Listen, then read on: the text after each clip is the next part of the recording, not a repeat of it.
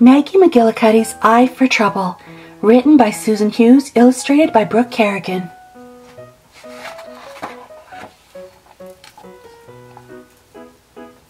Maggie McGillicuddy sat swinging and knitting on her porch, keeping an eye out for trouble. Trouble? Trouble here? Where all looked to be sleepy, snoring, ho-hum, boring? Well, you might not see it, but Maggie sure could. Oh yes, there was plenty of trouble to be seen in this town, in this neighborhood, on this very street.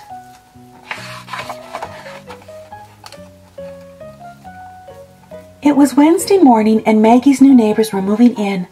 Out their front door came a stiff-legged dog slowly down the steps and tippy-toe to the end of the walk. Then, kapowie! A firecracker of a lad sprang from the steps and barreled down the walk. "Wait for me, Cody Dog," he cried. Quickly his ma appeared calling, "Come back, Charlie. You can't go out alone. What if you find trouble, or it finds you?" Exactly, thought Maggie.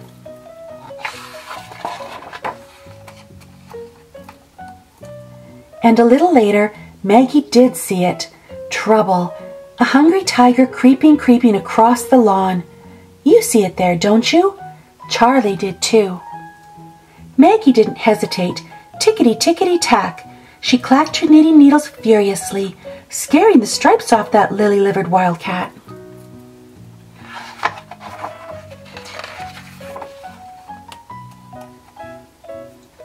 Then the next day, more trouble.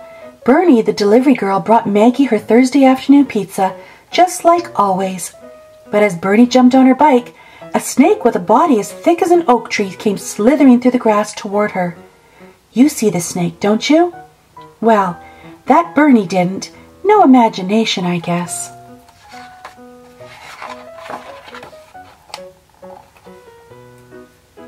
Maggie didn't hesitate. Wickety-wickety-whack. She smacked her walking stick mightily, scaring the scales off that cowardly reptile. Goodbye to you too, Mrs. Gillicuddy. See you next week. On Friday, even more trouble. Frank, the letter carrier, delivered Maggie's mail just like always, but as he was off to the next house, a huge eagle with claws sharp as nails swooped toward him. You see the eagle, don't you? Well, that Frank didn't. No imagination, I guess.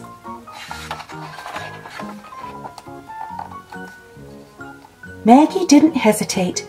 Tickety-tickety-tack, wickety-wickety-whack. She clacked her knitting needles furiously and smacked her walking stick mightily along the rings of the porch, scaring the feathers off that yellow-bellied bird. No need for applause, Mrs. M. Just doing my job.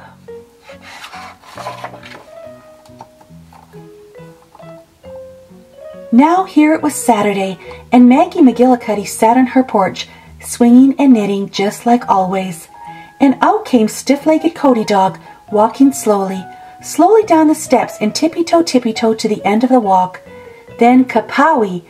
Charlie sprang from the steps and barreled past Cody Dog, right toward the road.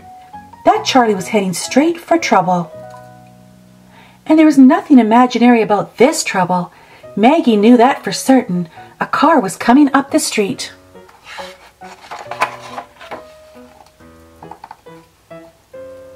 Maggie catapulted out of her swing. Clacking her knitting needles and smacking her walking stick wouldn't solve this kind of trouble. Taking a deep breath, and with all the force she could muster, Maggie hollered, "You there, Charlie, stop right now.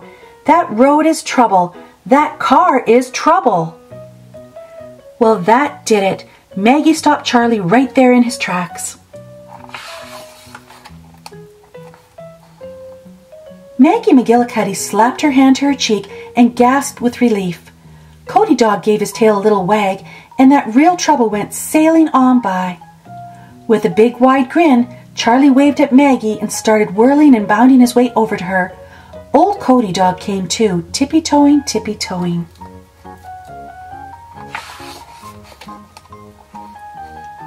But look, a herd of thirsty elephants, heading for a watering hole, running straight at me, cried Charlie.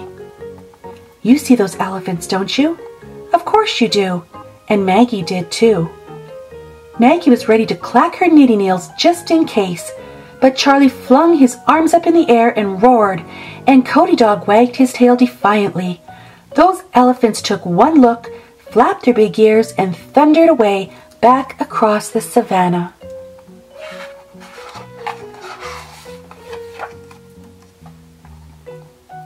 Then, more trouble. "Watch out," called Maggie. "A huge hungry crocodile, jaws wide open, ready to chomp." I know. Charlie saw it. You see it.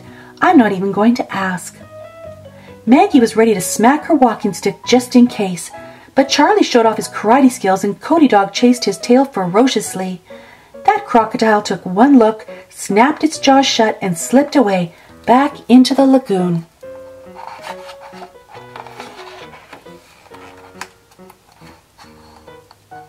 Finally, Charlie and Cody Dog reached the porch. "Ma says I have a nose for some kinds of trouble," said Charlie. "But Mrs. Maggie, you have an eye for all kinds of trouble." Maggie agreed.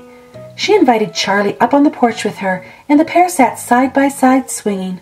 From there, they could see the most amazing kinds of trouble ever.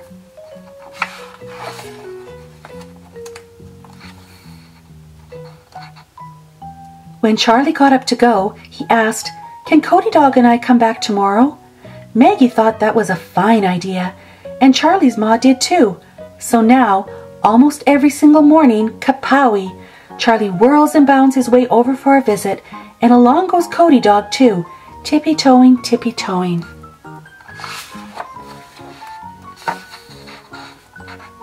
Because Maggie McGillicuddy and her new friend Charlie know one thing is certain: there is plenty of trouble to be seen in this town, in this neighborhood, on this very street.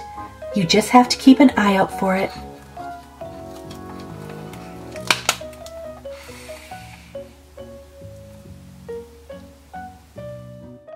Thanks for joining me today.